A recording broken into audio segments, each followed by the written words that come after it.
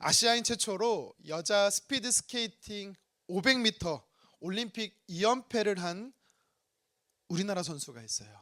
그래서 빙속 여제로 불리는데 혹시 누군지 아십니까? 그렇죠. 사진을 보시면 이상화 선수입니다. 세계 신기록을요 3회 연속 갱신하며 은퇴할 때까지 세계 최정상 기량을 발휘했습니다. 여자 500m 스피드 스케이팅의 세계 신기록이요 36초 36이라고 해요. 이 기록은 2013년도에 우리 이상화 선수가 세운 건데 12년이 지났지만 아직도 깨지지 않고 있다라고 합니다. 수많은 국제대회에 출전했어요. 무려 14년의 시간 동안 국가대표로 활동을 하면서 150회 이상을 국제대회에 참석을 국제대회에 뛰었는데 누가 이상화 선수에게 이런 질문합니다. 이상화 선수는 대회 나가면 떨립니까? 여러분 떨렸을까요? 떨릴까요? 여러분 어떻게 생각하세요? 떨려요? 저는 안 떨릴 것 같아요. 여러분 제가 여기 서 있는 게 떨릴 것 같아요? 떨려요.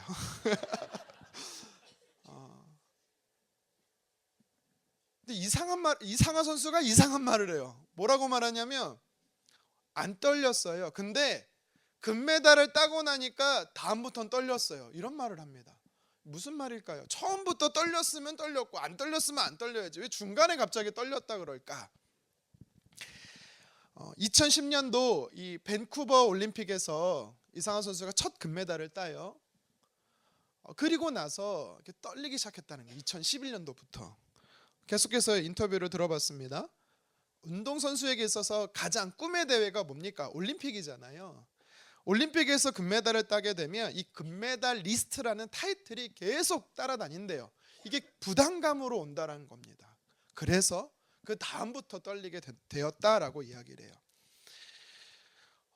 15살부터 국가대표가 돼서 30살에 은퇴할 때까지 그는요 매해 우승을 했는데 유독 2011년도에만 국제대회 우승이 없어요.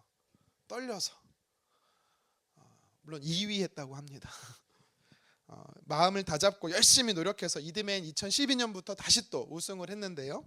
저는 이 이상화 선수의 이야기를 들으면서 이런 깨달음이 왔어요. 뭐냐면 승리 이후가 더 중요하구나. 한 번의 큰 승리가 앞으로의 계속된 대회의 경기에 우승을 보장하지 않기에 이 메달의 부담감을 이기고 그리고 자기와의 싸움을 견뎌야 또다시 승리를 맛볼 수 있구나를 깨닫게 되는 거지요. 오늘 본문에 등장하는 이스라엘 백성들도 르비딤에서 이 아말렉과의 전쟁에서 엄청난 승리, 큰 승리를 경험하지요. 마치 올림픽에 출전한 선수들이 단체전에서 금메달을 따는 것과 같은 놀라운 경험을 하게 됩니다. 일반 경기와 차이점이 있다면 아말렉과의 전쟁은 사람이 싸우는 전쟁이 아니라 하나님께서 직접 싸우시는 경기였다라는 거죠. 그런데 오늘 본문 말씀을 자세히 살펴보면 이 아말렉과의 전쟁 중에서는요 하나님은요 침묵하셨어요. 근데 아말렉과 전쟁이 다 끝나고 나니까 갑자기 침묵을 깨시고 하나님께서 모세에게 말씀하고 있는 거예요. 우리 14절 상반절을 같이 한번 읽어보도록 하겠습니다. 여호와께서 모세에게 이르시되 아멘. 하나님께서 모세에게 말씀하셨다라는 겁니다. 또 16절에도 하나님은 이어서 모세에게 말씀하지요. 모세에게 말씀하신 구체적인 내용이 무엇입니까? 우리 14절 하반절도 읽겠습니다. 내가 아말렉을 없이 하여 천하에서 기억도 못하게 하리라. 아멘. 이스라엘을 공격했던 아말렉을 하나님께서 역사 속에서 완전히 사라지게 제거하시겠다라는 강력한 표현을 하고 계시지요. 16절 하반절도 함께 읽어보도록 하겠습니다. 여호와가 아말렉과 더불어 대대로 싸우리라 하셨다 하였더라. 아멘. 하나님은요 르비딤이라는 곳에서만 싸우실 뿐만 아니라 이스라엘 백성들이 어디에 있든 또 시대가 지나서 언제 아말렉이 공격하든 하나님은요 계속해서 아말렉과 싸우시겠다라는 거예요. 이 사실은요 한 번 단회적으로 이스라엘을 보호하신다는 뜻이 아니라 계속해서 지키시고 보호하시겠다는 하나님의 약속입니다. 사람이 하는 싸움은요 부담감이 있어요. 무게감이 있고 스트레스가 됩니다. 승리가 보장되지 않아요. 하지만 하나님의 백성인 내가 하는 살아가는 삶 속의 싸움에는요, 영적 싸움에는요, 하나님께서 친히 싸우실 뿐만 아니라 승리를 주시겠다라고 약속하는 거지요. 우리는 이 사실을 믿어야 되는 것입니다. 하지만 하나님의 승리는 그냥 주어지지 않습니다. 모세가 보이지 않는 현장 기도의 자리에서 하나님의 능력을 상징하는 지팡이를 붙잡고 하나님 앞에 두 팔을 들고 기도의 두 손을 들고 있을 때 승리가 주어졌던 것처럼 앞으로 이스라엘 백성들도 뿐만 아니라 오늘을 살아가는 저와 여러분들도 마찬가지예요. 우리가 계속된 아말렉과의 승리를 경험하려면 우리는요, 해야 할 행동들이 있습니다. 광야 같은 인생길에 예고 없이 찾아오는 아말렉과 같은 이 영적 전쟁에서 우리가 계속된 승리를 하기 위해서 해야 할 믿음의 행동들이 있다라고 말해요. 그것이 무엇일까요? 오늘 성경을 통해서 구체적으로 살펴보도록 하겠습니다. 첫 번째는 하나님께서 모세에게 말씀하신 것으로서 아말렉과의 전쟁에서 우리가 계속된 승리를 위해 취해야 되는 행동이 있어요. 무엇이냐면 기록하는 것입니다. 하나님은 모세에게 기록하라라고 말씀하셨어요. 우리 본문 14절 상반절 다시 읽겠습니다. 여호와께서 모세에게 이르시되 이것을 책에 기록하여. 아멘. 모세는요, 성경을 기록했던 많은 저자 중에 한 명이죠. 성경은 총 66권으로 구성되어 있습니다. 이 66권 중에 처음 5권을 모세가 사람 저자로서 창세기부터 신명기까지 기록을 했지요. 그래서 우리는 5권을 모세의 오경이라고 말합니다. 이 말씀들을 이렇게 보면 모세가 기록했다, 모세가 썼다, 또 하나님께서 모세에게 쓰게 하셨다, 기록하게 하셨다라는 표현이 참 많이 등장합니다. 우리 자막을 한번 보시겠습니까? 모세가 썼다, 기록했던 부분들이 이렇게 많이 나와요. 출애굽기 24장과 34장에 보니까 하나님께서 호렙산에서 모세에게 시내산에서 말씀들을 주었어요. 율법들을 줍니다. 그거를 다 하나님이 기록하게 하셨고 모세는 다 기록한 거예요. 또 민수기 두 돌판 신명기도 기록했고, 또 민수기 33장에 보니까 하나님은 모세에게 광야의 여정을 기록해라 라고 말씀을 하셨어요. 모세는 순종해서 그래서 창세기부터 신명기까지 다 기록했던 것입니다. 이렇게 모세가 성경에서 기록했다, 기록하게 하셨다라는 표현들을 여러 번 하고 있는데 그 중에 제일 먼저 하나님이 기록하게 하셨다라고 하신 부분이 어디냐면 오늘 우리가 읽은 출애굽기 17장 14절이에요. 아말렉과의 전쟁 스토리를 하나님이 제일 먼저 기록하게 하셨다라는 거죠. 성경에 보면 전쟁 광야의 이 40년의 여정 속에 이스라엘 백성들은 여러 전쟁을 치릅니다. 아말렉과의 전쟁 말고도 다른 민족과의 전쟁이 많이 등장해요. 다음 자막을 보시겠습니까? 민수기 21장에 보면 가나안 남부 아라단과 이스라엘이 싸워요. 또 요단 동편의 아모리 왕 시혼과 바산 왕 옥과도 전쟁을 치릅니다. 민수기 31장에서는 미디안과 전쟁이 있었다라고 모세가 기록한 성경을 통해 우리는 발견할 수가 있지요. 아말렉과의 전쟁 말고도 무려 우리가 아는 것만 큰 전쟁이 4번이 더해져 있어요. 그런데 다른 전쟁에선 하나님이 기록하게 하셨다는 말이 없고 오늘 유독 출애굽기 17장 14절에 이 아말렉과의 전쟁을 하나님이 기록하게 하셨다라고 왜 모세는 강조하고 있었던 걸까요? 우리는요, 성경을 문맥적으로 살펴보면서 그것을 몇 가지 추론해 볼 수가 있습니다. 첫 번째 이유가 뭐냐면 구원받은 백성이 겪은 첫 전쟁이 뭐예요? 아말렉 전쟁이기 때문에 그렇습니다. 히브리서 3장은요, 출애굽의 사건을 보면서 하나님의 자녀로서 구원받음을 상징합니다. 그걸 표현하고 있어요. 그리고 고린도전서 10장은요, 이스라엘 백성들이 홍해를 건너는 사건을 뭐에 비유하고 있습니까? 세례식에 비유하고 있어요. 광야 여정 이스라엘 백성의 삶이 바로 오늘날 저와 여러분들이 구원받은 백성들이 살아가는 신앙생활의 여정이다라고 성경은 말하고 있는 것입니다. 예수님을 믿고 우리가 하나님의 자녀가 되었습니다. 믿으십니까? 하나님의 자녀로 살면 늘 행복했으면 좋겠어요. 아멘? 근데 어때요? 고난과 시련이 있어요. 없으면 좋겠고 피해가면 좋겠는데 있다라는 겁니다. 그것을 무엇을 통해 성경에 말하는 거예요?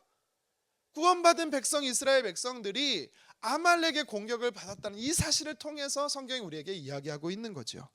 감사하게도 공격만 있다, 영적 전쟁만 있다라고 성경은 말하는 것이 아니라 하나님께서 사랑하는 자녀들을 대신하여 이스라엘 백성들과 아말렉과 싸워 주실 뿐만 아니라 승리를 주신다라는 것을 기록된 성경을 통해 우리는 깨달아 알게 되는 것입니다. 그래서 회복의 은혜가 있기 때문에 하나님은 이것을 가르쳐 주기 위해서 기록하게 하셨던 것이지요. 두 번째로, 왜 하나님은 모세로 하여금 아말렉과의 전쟁을 의도적으로 기록하라 명하셨을까요? 그 이유는요, 아말렉이 하나님을 대적하는 악의 원형이기 때문에 그렇습니다. 아말렉과의 전쟁이 있은 후 40년이 지난 후에 모세는요, 과거를 회상하면서 르비딤에 있었던 그 일을 회상하면서 기록한 성경이 있어요. 그게 어디냐면 신명기 25장인데요. 우리 같이 한번 신명기 25장 18절의 말씀을 함께 읽겠습니다. 곧 그들이 너를 길에서 만나 내가 피곤할 때에 내 뒤에 떨어진 약한 자들을 쳤고 하나님을 두려워하지 아니하였느니라. 아멘. 아말렉이 이스라엘을 공격했다라는 겁니다. 근데 어떻게 공격했다라고 말하고 있어요? 피곤할 때 공격했다라고 이야기를 해요. 이스라엘 백성들은 출애굽한 지 30일이 넘어서 한 달이 되어서 르비딤에 도착을 합니다. 근데 도착한 그 땅에 가보니까 마실 물조차 없었어요. 그러니까 영적으로 지치고 육신적으로 많이 지쳤던 거지요. 하필 그때 아말렉이 공격한 겁니다. 심지어 성경은요, 아말렉이 뒤에 떨어진 약한 자들을 공격했다라고 이야기를 하고 있습니다. 장거리를 이동하잖아요. 걸어서 이동하잖아요. 그러면 누가 그 열에서 뒤처지는지 아세요? 어린아이들, 노약자들, 병든 자들이 가장 뒤처집니다. 그러니까 약한 사람들이 뒤에 남는 거예요. 근데 이 사실을 안 아말렉이 어떻게 해요? 이스라엘을요, 비열하게 약한 자들을 공격했다라는 거예요. 육체적으로 영적으로 느슨해졌던 그 순간에 아말렉 기습 공격이 있었던 겁니다. 또 모세는요, 이 신명기 25장 18절 하반절에 뭐라고 말합니까? 하나님을 두려워하지 않은 행동이었다라고 아말렉을 평가하고 있어요. 그러니까 아말렉이 이스라엘을 공격하는 것은 곧 하나님을 대적하는 것이었다라고 성경이 말하는 것입니다. 왜입니까? 하나님은요, 당시 공동체 안에서 가장 약자를 상징하는, 당시 약자를 상징하는 고아와 과부를 보호하라고 하셨어요. 근데 아말렉은 그들을 공격했죠. 이것은 하나님의 말씀을 정면으로 대치하는 것이었습니다. 뿐만 아니라 이스라엘 백성들이 누굽니까? 하나님이 택한 백성들 아니에요? 하나님이 택한 백성들을 아말렉이 공격했어요. 그 얘기는 뭐예요? 하나님의 통치를 무시했다라는 것입니다. 그러니까 이처럼 이 아말렉의 공격을 하나님은 하나님을 대적하는 원수 사탄으로 보고 그들을 끝까지 진멸하시고 대대로 그들과 싸워 승리케 하시겠다라고 의도적으로 성경을 기록해서 저와 여러분들의 삶에도 하나님의 일하심을 가르쳐주고 있는 것입니다. 한 가지 더 살펴보겠습니다. 왜 하나님은 모세를 통해 직접 기록하게 하셨는가? 이 아말렉과 전쟁을 기록하게 하신 이유는요, 아말렉과의 전쟁이 영적 전쟁의 승리 모델이 되기 때문에 그렇습니다. 아말렉과의 전쟁이 어떻게 승리했어요? 모세가 믿음에서 두 손을 들면 하나님을 의지하며 기도할 때 이겼습니다. 하지만 반대로 육신의 피곤해서 그 기도의 손을 내리면 지게 되었어요. 하나님은요, 이것을요 기록함으로 인해 대대로 이스라엘 백성들에게, 그리고 오늘을 살아가는 저와 여러분들에게 가르쳐주고 있는 겁니다. 승리의 설명서, 승리의 안내서로서 가르쳐주고 있는 거예요. 이런 여러 이유로 하나님은 모세에게 아말렉과의 전쟁을 기록하게 하셨던 거예요. 그러면 계속된 승리를 위해 우리가 이렇게 모세에게 기록하게 하셨다면 우리는 그러면 어떻게 기록해야 합니까? 이 사실을 어떻게 삶 속에 적용할 수가 있을까요? 이미 성경은요 66권으로 완성됐거든요. 더 이상 기록할 필요가 없어요. 그럼 기록하라는 뜻이 뭘까요? 여러분, 기록의 목적이 무엇입니까? 왜 기록합니까? 기억하기 위해서죠. 그래서 기록한다라는 것은 곧 기억한다라는 것을 뜻하는 것입니다. 우리가 이스라엘 백성들처럼 광야길을 인생을 삽니다. 이때 아말렉과의 전쟁과 같은 상황에 놓일 때가 있어요. 그럴 때마다 우리가 승리를 경험하기 위해서는요, 우리는 어떻게 해야 된다라고요? 기억해야 한다라는 사실입니다. 사람의 기억에는 한계가 있어요. 시간이 지나면 금방 있습니다. 그때의 감격도, 그때의 은혜도, 심지어 객관성도 잊어버려요. 그래서 자주 기억하지 않으면 주관적이 되고 파편적으로 기억이 왜곡돼요. 망각하는 것을 막는 것이 바로 기억하는 것입니다. 하나님은 아말렉과의 전쟁을 단순한 역사적 사실로서 기록하게 하신 것이 아니라 영적 전쟁의 모델로 삼으시면서 세대가 흘러도 하나님의 백성들이 하나님이 어떻게 일하시고 역사하시는지를 기억할 수 있도록 기록하시는 거예요. 기록하신 거예요. 그렇기 때문에 무려 3,500년이 흘렀음에도 불구하고 저와 여러분들도 이 아말렉과의 전쟁을 기록된 사실을 통해 하나님이 얼마나 대단한 분이신지를 우리는 기억할 수 있게 되는 것입니다. 내 삶에 찾아온 아말렉과 싸워 하나님이 동일하게 그때도 싸워주셨던 것처럼 지금도 싸워 승리를 주신다라는 것을 우리는 기억을 통해서 믿음으로 바라보게 되는 것입니다. 여러분, 그래서 기억은요, 하나님이 승리를 주신다는 것을 내 마음에, 내 심령에 각인시키는 것 같습니다. 성경은 여러 부분에서 우리에게 기억하라라고 말씀하세요. 성경 몇 구절 찾아보겠습니다. 먼저 신명기 7장 19절입니다. 함께 읽겠습니다. 내 하나님 여호와께서 너를 인도하여 내실 때에 내가 본 큰 시험과 이적과 기사와 강한 손과 편파를 기억하라. 하나님이 어떻게 일하셨는지를 기억하라라는 거예요. 구체적으로 애굽에서 노임을 받을 때 하나님이 너희 삶에 어떻게 역사하셨는지를 기억하라라는 겁니다. 구체적으로 10가지 재앙을 기록하라는 거고요, 구름과 불기둥을 기억하라는 것이고요, 또 홍해의 사건을 기억하라는 것입니다. 공통점이 뭐예요? 모두 하나님이 일하신, 하나님의 역사하심입니다. 여러분, 우리는 능력의 하나님을 기억해야 되는 것입니다. 우리가 하나님을 기억하지 않잖아요. 그러면 우리는 현실의 문제 앞에 낙심하고 주저하고 넘어지게 되는 거예요. 그러나 기억은요, 두려움을 몰아내는 힘이 있습니다. 현재를 살아내게 하는 힘이 바로 기억입니다. 내 삶에 하나님이 어떤 분이신지를 기억할 때 우리는요, 하나님의 백성으로 오늘도 순종하며 살아갈 수 있는 원동력이 생기는 거예요. 신명기 8장 2절 상반절도 함께 읽도록 하겠습니다. 내 하나님 여호와께서 이 40년 동안에 내게 광야길을 걷게 하신 것을 기억하라. 아멘. 하나님께서 인생의 광야길을 걷게 하신 것을 기억하라라고 말씀하세요. 여러분, 우리는요, 인생의 광야길에 참 많은 어려움을 당합니다. 경제적 어려움, 질병의 문제, 때로는 자녀들로 인해서 일과 사업의 문제로 인해서 눈물을 흘릴 때가 참 많아요. 근데 하나님께서 뭐라고 말씀하세요? 그럴 때 하나님을 기억하라라는 거예요. 하나님이 너의 삶 속에 어떻게 행하셨는지를 기억하라라는 것입니다.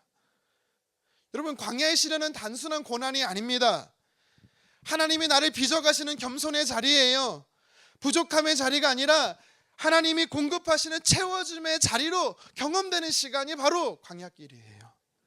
여러분, 우리가 낮아지잖아요. 그러면 하나님의 높여주시는 역전의 은혜를 우리는 경험할 수가 있는 것입니다.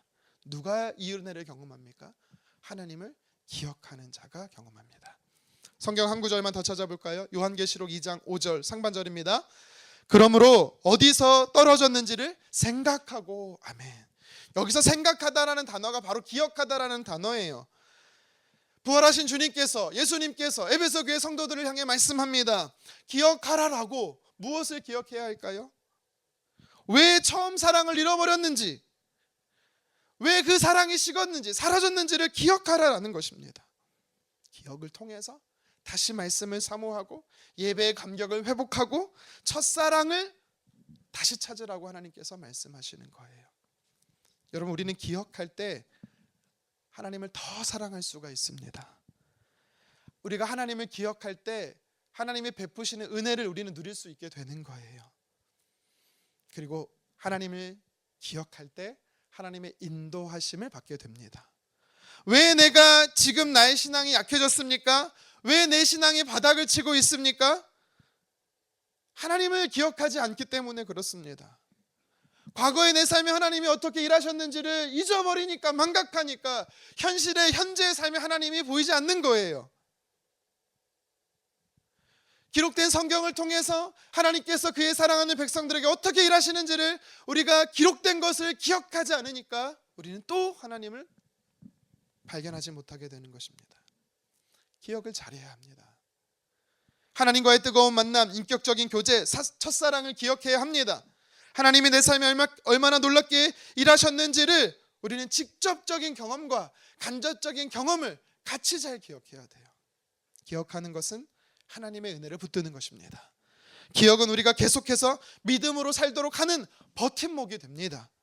그래서 저와 여러분들이 항상 기록된 말씀을 통해서 하나님이 어떤 분이신지를 간접적으로 경험할 뿐만 아니라 또 내 삶에서 직접적으로 경험된 하나님을요 기억하여서 언제 찾아올지 모르는 제2, 제3의 아말렉과의 같은 영적 싸움에서 계속된 승리를 경험하는 저와 여러분 되기를 주님의 이름으로 축원합니다. 아말렉과 같은 영적 전쟁에서 우리가 계속 승리하기 위해서 오늘 성경은요 두 번째 믿음의 행동을 취하라라고 말씀하세요. 그것이 무엇이냐면 기념하는 것입니다. 기념하는 것. 우리 이어서 본문 14절 상반절 읽어보도록 하겠습니다. 여호와께서 모세에게 이르시되 이것을 책에 기록하여 기념하게 하고. 아멘. 여기서 기념하다고 할 때 기념이라는 이 히브리 원어는 자카론이라는 단어예요. 말 그대로 기념, 표징, 증거라는 뜻입니다. 과거의 사건을요 현재로 불러오는, 회상한다라는 단어예요. 그래서 기념하다라고 말할 때 기념 안에는 어떤 뜻이 있냐면 기억하다라는 뜻도 담겨 있어요. 그러면 하나님께서 이미 기록을 통해 기억하라고 말씀하셨으면서 또 기념을 통해 기억하라고 말씀하신 이유가 뭘까요? 의미의 반복일까요? 이것은 단순한 강조가 아닙니다. 다른 의미, 더 중요한 의미가 있어요. 일반 기억과 달리 이 기념이라는 단어에는요 몇 가지 특징이 있습니다. 첫 번째 어떤 특징이 있냐면 공동체와 함께 기억하는 거예요.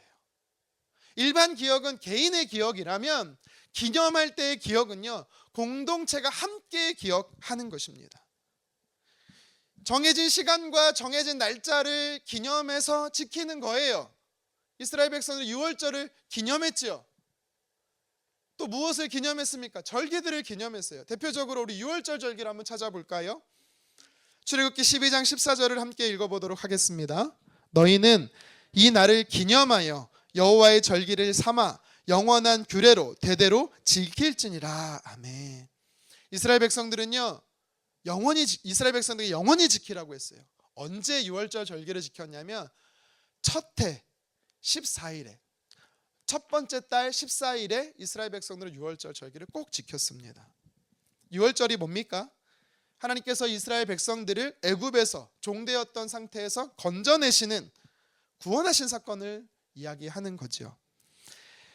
애굽의 10가지 재앙 중에 마지막 10번째 재앙이 뭐냐면 모든 처음 난 것, 장자의 죽음이었습니다. 이것은 애굽의 사람들뿐만 아니라 이스라엘 백성들에게도 해당이 되는 거였어요. 그런데 이스라엘 백성들은요 흠없는 1년 된 어린 양을 잡아서 그 피를 문설주에 바르고 임방에 바르면 어떻게 됩니까? 죽음의 사자가 그 피를 보고 넘어가는 거예요. 이게 바로 유월절의 의미지요. 그 피는 예수님의 피를 의미하는 것입니다. 그 어린 양은 예수님을 의미하는 것이고 그 죽음은 바로 예수님의 대속을 의미하는 거죠.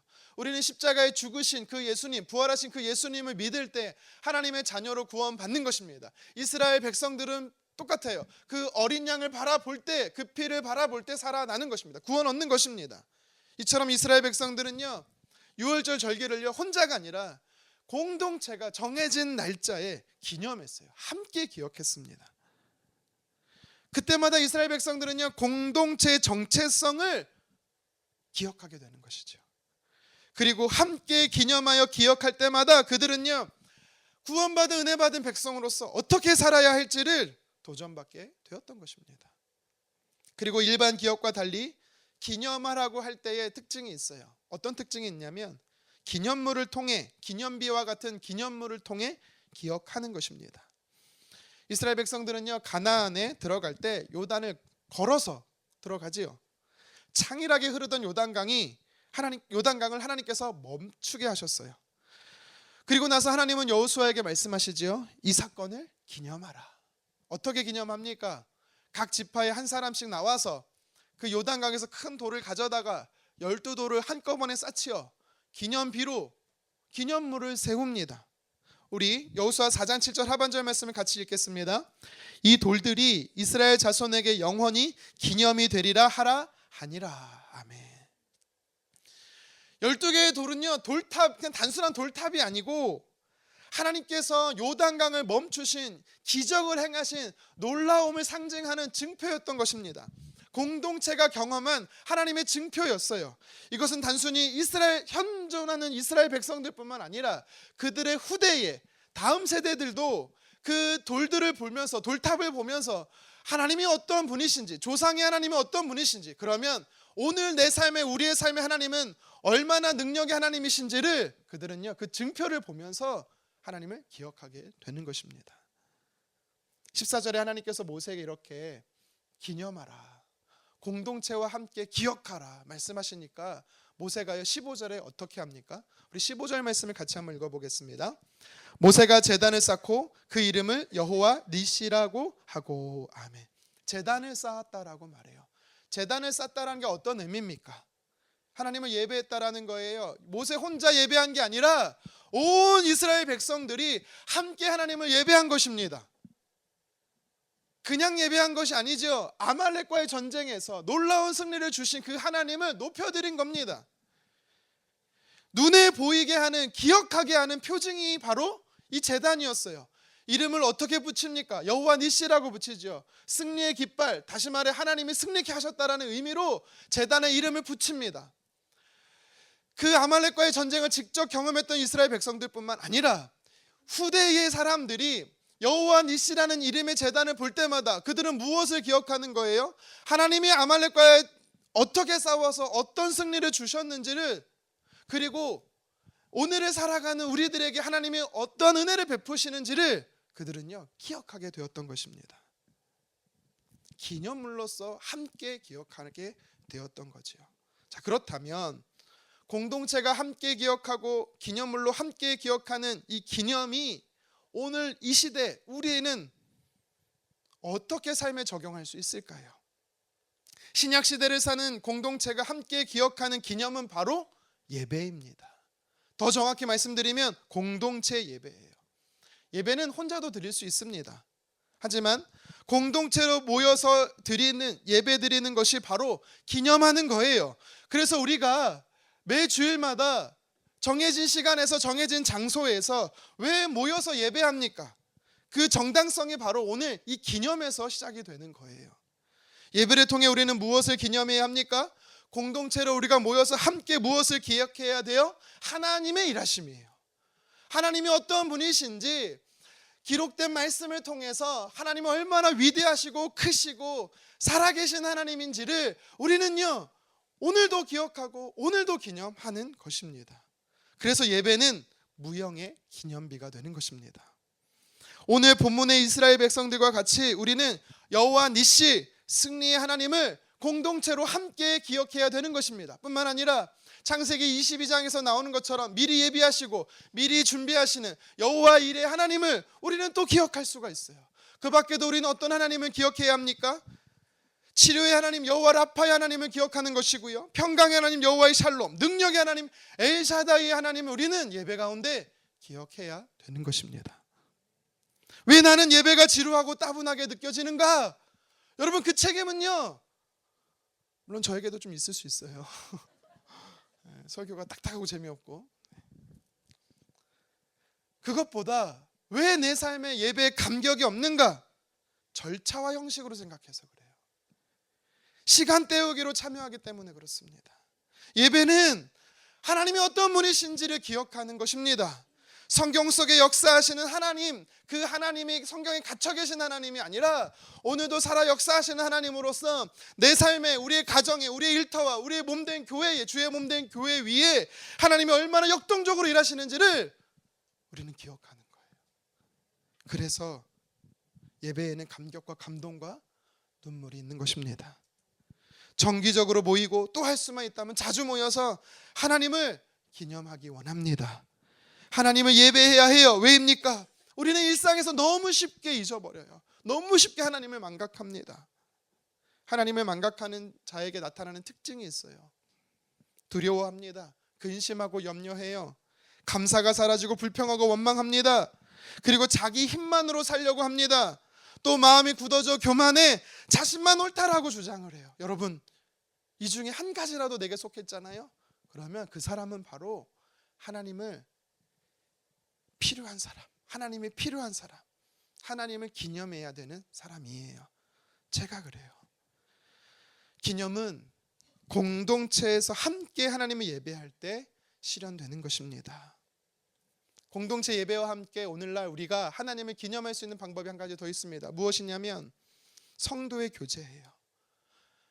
교회 안에 예배뿐만 아니라 교회 안에 이 소그룹을 통해서나 또 선교회를 통해서 봉사의 부서의 자리에서 나를 자랑하는 것이 아니라, 나를 드러내는 것이 아니라, 나를 감추고 나를 숨기고 하나님을 소개하고 하나님이 얼마나 놀랍게 일하셨는지를 자랑하는 것, 그렇게 함께 하나님을 높여드릴 때 우리는요, 그의 삶 속에, 그들의 삶 속에 역사하신 하나님을요, 마치 내 삶 속에 끌어와 나에게 역사하신 하나님 우리는 경험할 수 있게 되는 것입니다.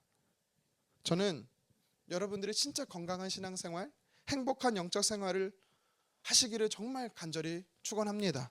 그래서 권면드려요. 하나님을 기념하십시오. 무엇보다, 세상의 그 어떤 일보다 하나님을 예배하는 자리를 우선순위로 삼기를 간절히 원합니다. 그리고 공동체 안에서 하나님을 나누십시오. 그래야 하나님이 나와 상관없는 분, 먼 분, 이질감을 느끼는 분이 아니라 성경의 약속대로 내 삶에 일하시는 좋으신 하나님, 나를 사랑하시는 하나님으로 우리는 경험할 수 있게 되는 것입니다. 앞으로 아말렉과 같은 영적 전쟁에서 계속된 승리를 경험하기 위해 모세를 통해 또 주신 믿음의 행동이 있어요. 마지막 세 번째가 있습니다. 무엇이냐면 훈련되는 것입니다. 훈련되는 거예요. 우리 14절 상반절 다시 한번 읽겠습니다.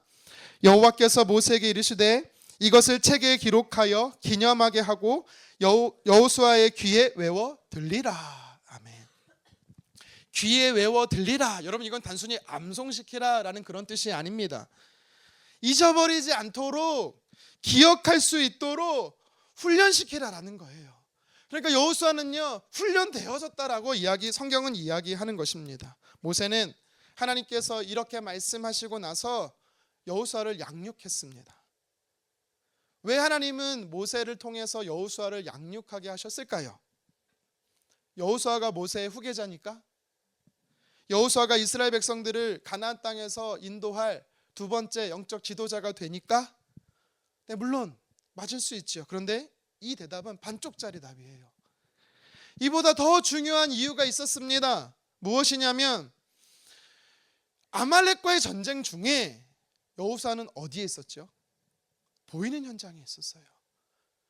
직접 본인이 싸우는 현장에 있었다라는 것입니다.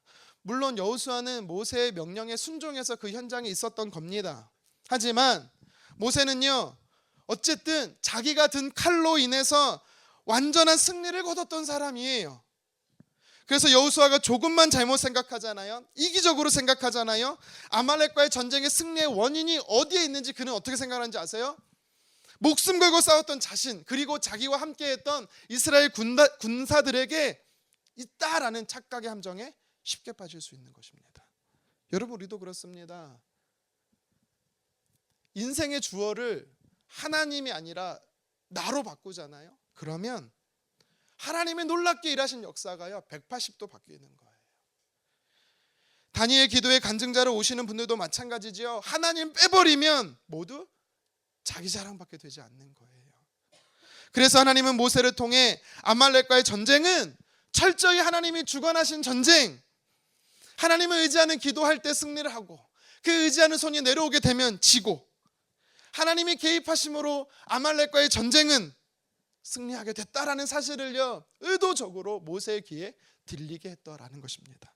계속해서 여호수아에게 기억시켰다라는 거예요. 이 말씀을 시작으로 모세는 여호수아를 계속 훈련했어요. 마치 예수님께서 공생의 기간에 12제자를 데리고 다니시면서 훈련했던 것처럼 모세는요 여호수아를 훈련시켰습니다. 예를 들어 보면 출애굽기 24장에 보니까 하나님이 모세를 시내산 꼭대기로 부릅니다. 말씀을 주시려고, 율법을 주시고 십계명을 주시려고 불러요. 근데 모세는 혼자 올라가지 않습니다. 누구를 대동합니까? 여호수아를 대동하지요. 물론 시내산 꼭대기까지는 아니고 중턱에까지만 동행시켜요. 출애굽기 33장 11절에 보면 모세는 회막에서 하나님과 친밀한 교제, 대화, 기도를 하고 있었습니다. 친구처럼 대화했다라고 성경은 말하고 있어요. 그 기도가 끝나고 나서 회막에 나와 모세는 진영으로 돌아갑니다. 진으로 돌아가요. 근데 성경에 보니까요, 여호수아는 모세가 돌아갔음에도 불구하고 여전히 회막에 머물렀다라고 성경은 이야기하고 있습니다. 하나님의 임재 훈련 속에 있었다라는 거죠. 또 성경은 직접적으로 기록하고 있지는 않지만 모세가 여호수아에게 하나님의 말씀, 율법을 가지고 훈련했음을 우리는 간접적으로 알 수 있는 말씀이 있어요. 여호수아 1장 7절인데요. 우리 함께 읽도록 하겠습니다. 나의 종 모세가 내게 명령한 그 율법을 다 지켜 행하고. 아멘. 이 말씀은 모세가 죽고 나서 여호수아에게 하나님께 찾아오셔서 제일 먼저 하신 말씀이에요. 뭐라고 말씀하십니까? 모세가 여호수아 너에게 명한 율법이라고 이야기를 하죠. 이 말에는요, 어떤 의미가 담겨져 있습니까? 모세가 살아생전 때 얼마나 자주, 얼마나 많이 율법이 곧 말씀인데 그 말씀을 가지고 훈련했는지는 모르겠지만 분명한 사실은 모세가 그 율법을 가지고 여호수아에게 가르쳤다라는 거예요. 그러니까 14절에 하나님이 모세에게 여호수아의 귀에 외워 들리라라는 이 말씀은요, 모세가 여호수아를 데리고 다니면서 보이는 현장이 아니라 보이지 않는 현장, 즉 기도의 자리에서 훈련을 시켰다라는 겁니다. 뿐만 아니라 하나님의 말씀인 율법을 가지고 훈련시켰다라는 거예요. 영적인 훈련, 경건의 훈련을 시켰다라는 것입니다. 여호수아는 이 훈련을 통해 철저히 현실적인 사람, 세상적인 사람, 인간 중심의 사람에서 영적인 사람, 말씀 중심적인 사람, 하나님을 의존하고 하나님 중심적인 사람으로 변화되어져 갔던 거예요. 여호수아가 모세처럼 그렇게 신실한 믿음의 사람이었음을 성경이 증명하는 장면이 하나 있습니다. 어딥니까? 40일 정탐하고 돌아와서 보고했던 그 상황이죠. 나머지 10명의 정탐꾼들은요, 부정적 보고를 합니다. 절대 들어갈 수 없다고. 그들 보기에, 가나안 땅 사람들 보기에 우리는 메뚜기라고. 이 말을 듣자, 부정적 보고를 듣자 이스라엘 백성들이 절망해요. 막 통곡합니다. 하나님을 향해서 원망합니다. 그러자 갈렙과 함께 여호수아가 이런 믿음의 고백을 하죠. 우리 민수기 14장 8절 함께 읽겠습니다. 여호와께서 우리를 기뻐하시면 우리를 그 땅으로 인도하여 들이시고 그 땅을 우리에게 주시리라. 이는 과연 젖과 꿀이 흐르는 땅이니라. 아멘. 칼을 들고 직접 현장에서 싸우던, 자기 힘을 의지하던 사람이 여호수아였어요. 근데 그가 어떻게 변합니까? 철저히 하나님을 의지하는 사람으로 변했어요. 말씀 중심의 사람으로 변했습니다. 육신의 눈에 보이는 현상에 집중하는 사람이 아니라 믿음의 눈을 열어서 하나님의 말씀에 소망을 가지고 믿음의 눈으로 세상을 보는 하나님의 사람으로 그는 180도 바뀌어 있었다라는 거예요. 어떻게 그가 이렇게 바뀌어 있습니까? 말씀과 기도를 통해 훈련되어졌기 때문에 그렇습니다. 비로소 이 훈련에 통과했기 때문에 그는요, 민수기에서 모세를 잇는 영적 지도자가 될 수 있었던 거예요. 여러분, 우리가 착각하는 것 중에 한 가지가 뭐냐면 처음부터 여호수아는 모세의 영적 지도자, 후계자로 하나님이 점 찍었다 생각해요. 아니에요. 모세오경과 여호수아를 어디를 보더라도 하나님께서 처음부터 여호수아를 그렇게 세우셨다라고 기록한 부분이 없어요. 물론 성경은요, 기록하고 있진 않지만 추측해 보는 겁니다. 모세는요, 여호수아만 훈련시켰을까요? 아니요. 저는 갈렙도 훈련시켰을 것 같고요, 각각의 민족의 대표 지도자들도 모세가 훈련시켰을 거라고 저는 생각합니다. 성경이 우리에게 주는 메시지가 있어요. 하나님의 훈련에 통과한 사람을 하나님께서 쓰신다라는 거예요. 여호수아는 하나님의 훈련에 충성스럽게 훈련되어졌고 하나님이 쓰시기에 합당한 사람으로 준비되어져 갔다라는 것입니다. 하나님은 사람을 찾으십니다. 왜 찾으십니까? 쓰시려고 찾으세요. 근데 하나님이 찾으시는 사람은 누구예요? 경건의 훈련에 게으른 사람이 절대 아닙니다. 여호수아처럼 충성되게 하나님의 말씀에 훈련되어지는 사람이에요. 그래서 성경은요, 저와 여러분들에게 이야기하는 것이죠. 모세처럼, 여호수아처럼 말씀과 기도로 훈련되어지라라는 것입니다. 우리가 그렇게 하나님 앞에 충성되게 훈련되어지면 어떤 시련, 어떤 환난, 어떤 영적 전쟁 속에서도 하나님의 일하심을 우리는 반드시 경험하게 된다라는 사실입니다. 하나님의 일하심 승리를 여러분 경험하는 저와 여러분 되기를 간절히 소망합니다. 말씀을 정리하겠습니다. 하나님은 이스라엘 백성들을 대신해서 아말렉과의 전쟁을 싸워 주셨어요. 완전한 승리를 허락해 주셨습니다. 그리고 하나님 모세에게 찾아와 약속을 한 가지 하십니다. 어떤 약속입니까? 앞으로도 계속 아말렉과의 싸움에서 승리를 주시겠다라는 거예요. 이 아말렉을 완전히 진멸하시겠다라는 겁니다. 하나님의 약속은요, 오늘 저와 여러분에게도 유효한 것입니다. 살아계신 하나님은 저와 여러분들의 삶 속에 찾아오셔서 이 원수 사탄의 영적 전쟁에 친히 싸워 주실 뿐만 아니라 반드시 승리를 주시는 좋으신 분이십니다. 그런데 이 승리는요, 그냥 주어지는 것이 아니라고 성경이 말해요. 하나님께서 모세를 통해 하신 말씀, 세 가지의 믿음의 행동을 우리가 취할 때 우리에게는요, 계속된 승리가 주어진다라고 말씀합니다. 그 믿음의 행동 첫 번째가 무엇입니까? 기록을 통해 기억하는 것이죠. 하나님을 기억하는 거예요. 내 삶의 직접적인 기록, 경험을 통해 하나님을 알았다면 그 하나님을 계속 기억하는 거예요. 간접적인 경험, 기록된 성경을 통해서 하나님이 어떻게 역사하시는지를 그때만, 그들에게만 하나님 역사하시는 것이 아니라 오늘도 우리에게, 나에게 동일하게 역사하시는 하나님으로 우리는 기억하는 것입니다. 기억할 때 과거의 하나님이 오늘 현재의 하나님으로 일하시는 거예요. 그래서 내가 어떤 상태, 어떤 상황에 놓여 있는 것이 중요한 게 아닙니다. 하나님이 어떤 분이신지를 기억한다면 오늘도 하나님의 승리는 계속 주어지는 것입니다. 우리 삶에 계속된 승리를 경험하기 위해 우리가 취해야 할 행동 두 번째가 무엇입니까? 기념하는 것입니다. 기념하는 것이 뭐예요? 공동체로 함께 하나님을 기억하는 것이고, 또 기념비와 같은 기념물을 통해 함께 하나님을 기억하는 것입니다. 혼자보다 공동체와 함께 할 때 우리는 오래 기억할 수 있어요. 믿음이 흔들릴 때 공동체가 우리의 믿음을 붙들어 줄 수 있는 거예요. 그래서 공동체는요, 우리의 믿음의 강화에 유익을 줍니다. 기념하는 것이 복이고 유익한 것입니다. 할 수만 있다면 우리는 더 모여서 공동체로 예배하고 공동체 안에서 내가 경험한 하나님을 높이기를 간절히 소망합니다. 마지막 세 번째로, 우리가 훈련되어질 때에 하나님의 승리는 계속된다라고 말씀하고 계세요. 여호수아는요, 말씀과 기도로 하나님 앞에서 충성되게 훈련되어졌습니다. 저와 여러분들도 모세처럼 뿐만 아니라 여호수아처럼 하나님 앞에 훈련되어져서 전적으로 하나님만 의지하게 될 때 하나님께서 들어쓰시는, 나를 대신해서 역사하시고 일하시는 하나님을 우리는 반드시 경험하게 될 줄 믿습니다. 그래서 언제나 하나님을 기억하고 기념하고 또 훈련되는 믿음의 행동을 통해서 앞으로 계속된 영적 전쟁에서 날마다 승리를 경험하는 저와 여러분 되기를 주님의 이름으로 축원합니다.